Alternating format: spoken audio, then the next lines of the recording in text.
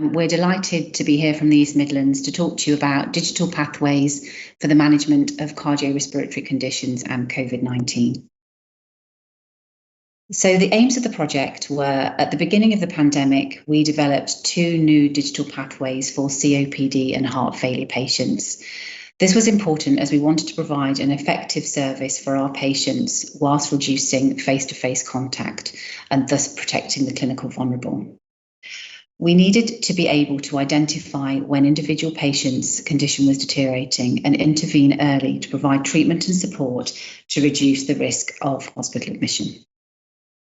In response to the needs of the local healthcare system, we commenced a COVID virtual ward in the autumn of 2020, and our 4th care pathway was developed in response to a virtual rehab programme for people with cardiorespiratory conditions so they could complete exercise and education safely in their own homes. So our approach was that patients told us they wanted to receive care, however, they were reluctant for us to provide that on a face-to-face basis. As this was a new way to deliver clinical care, it was very important to engage our frontline clinicians, and digital champions became their voice. We developed clinical standard operating procedures and were able to progress robust and good governance across organisations quickly. Briefly about the technology, patients access a web-based portal to submit their data. They were also given vital signs monitoring equipment and also completed symptom-based questions. The information submitted was then available on a central clinician dashboard, which enabled the team to prioritise clinical interventions.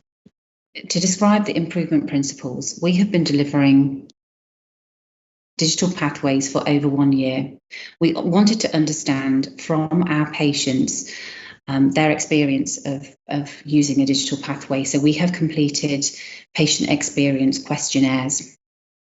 We have also led a quality improvement project, and the learning will be used to enhance pathways of care going forward. Similarly, we have continually enhanced the pathways from a clinical perspective using plan, do, study, act methodology. This was important clinically and enhanced staff engagement. They were asked to feedback their real-time experience in a you said we did process, which worked well with the team. So in terms of key learning, clinician engagement is key. We had to act quickly in terms of developing and delivering new clinical pathways. Continuous improvement process through plan, do, study, act. Stakeholder communication and trust we have built over the last year, and that will inform our care pathways going forward. We have invested in clinician training and education, and we are passionate about patient engagement for ongoing development. In terms of next steps, that is development of a system virtual ward, not only for COVID-19, but for heart failure, COPD, and possibly asthma and other care pathways as the virtual ward develops. I'm now going to hand over to Alex. We wanted to give you a very brief overview of the impact our digital work has had for our patients and also the wider healthcare system locally. Since we rapidly expanded our digital offer back in March of 2020, we've been able to care for over 1,000 patients via our 4 digital pathways, all of which have received some really excellent and positive feedback from our patients.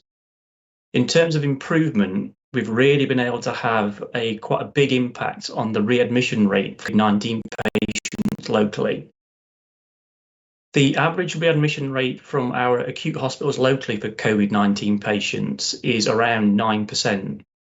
However, in our COVID-19 cohort that went through our virtual ward, this was reduced to 4.6%, which shows there's been nearly a 50% reduction in readmissions in our patients.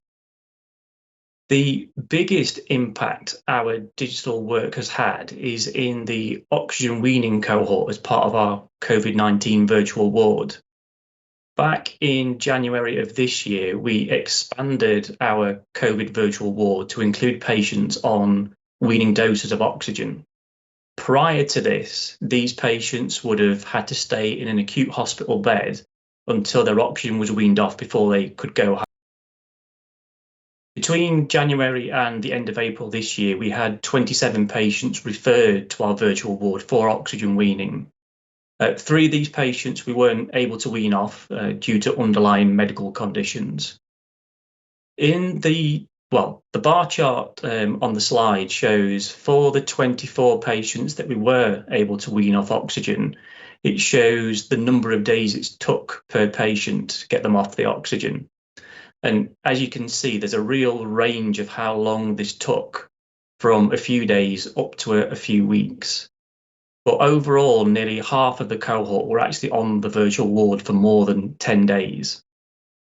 Overall, we've been able to save 288 acute hospital bed days, which has obviously had a real significant impact for our local healthcare economy in terms of bed days saved and hospital and ward capacity. But it's had a real significant positive impact for our patients.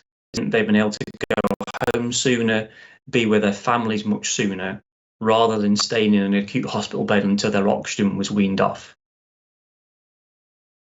And we'd just really like to say thank you for this opportunity to present our work.